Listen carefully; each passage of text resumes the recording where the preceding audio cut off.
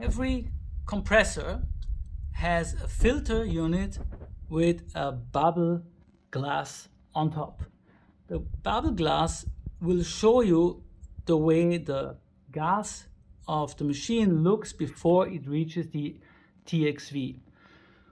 If you see that the inside of this bubble glass you see bubbles, then this is a sign that there is a lack of refrigerant. There might be bubbles in the first minutes of starting or also after shutting down the compressor, but once the compressor runs for 15 minutes, there should not be any bubbles visible here anymore. If so, then get in touch with us or in touch with your HVAC technician and check the source of the problem.